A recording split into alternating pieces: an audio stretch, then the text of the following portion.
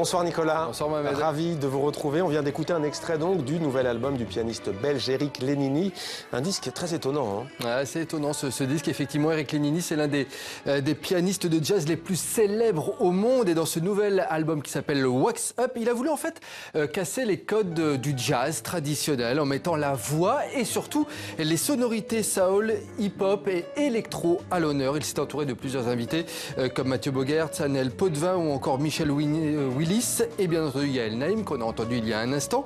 Son objectif, c'était tout simplement démocratiser le jazz et s'ouvrir en fait à d'autres publics, et c'est très réussi, s'ouvrir également à d'autres sonorités, une envie en fait qui date de ses premiers pas de jazzman à New York. Écoutez. J'étais à New York quand j'étais très jeune, j'étais ado, presque j'avais 18 ans, donc quand j'ai fini l'école, je suis parti à New York. Et le hip-hop était très très présent au quotidien. Et dès ce moment, je me disais comment est-ce que le jazz peut côtoyer le hip-hop. Voilà, comment est-ce que je peux faire de la musique en ayant 18 ans. J'adore le jazz, mais j'écoute du hip-hop. Donc je me posais déjà la question, et c'est peut-être un disque que j'aurais rêvé de faire à cette époque-là.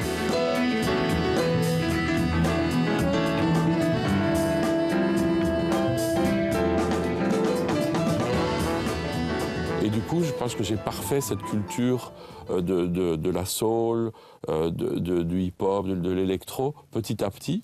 Et ça a mis du temps, mais c'était un disque où je voulais que ces influences soient marquées au premier degré.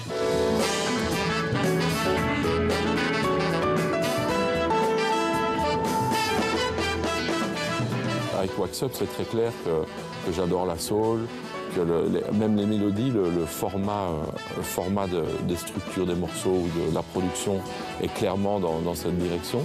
Sans oublier voilà, ma présence, mon historique du jazz et du fait que je suis vraiment un musicien qui a grandi avec le jazz depuis très longtemps.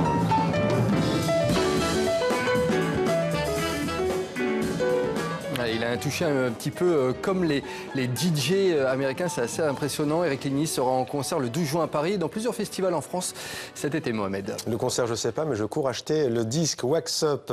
On va maintenant parler, Nicolas, de cinéma avec un festival pas comme les autres, un festival international du film très court, 19e édition cette semaine. Le film très court, c'est un format assez méconnu, Mohamed, puisque c'est 3-4 minutes maximum, un peu comme les clips musicaux.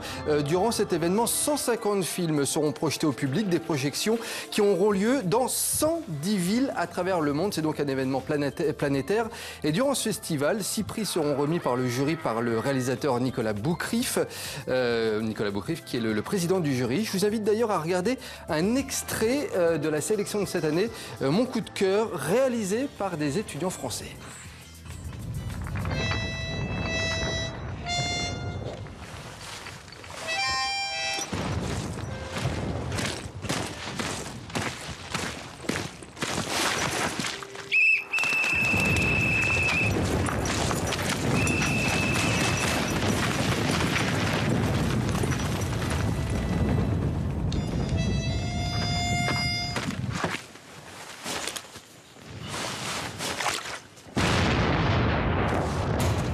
Voilà, d'autres extraits et tous les lieux de projection donc dans les 30 pays différents, c'est sur le site web du festival, et donc ce festival qui débute le 9 juin prochain.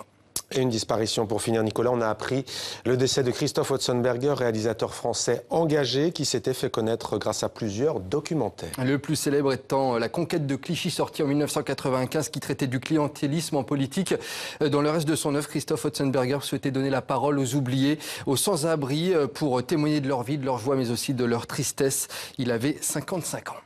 C'était Demandé le programme. Merci Nicolas pour cette chronique culture.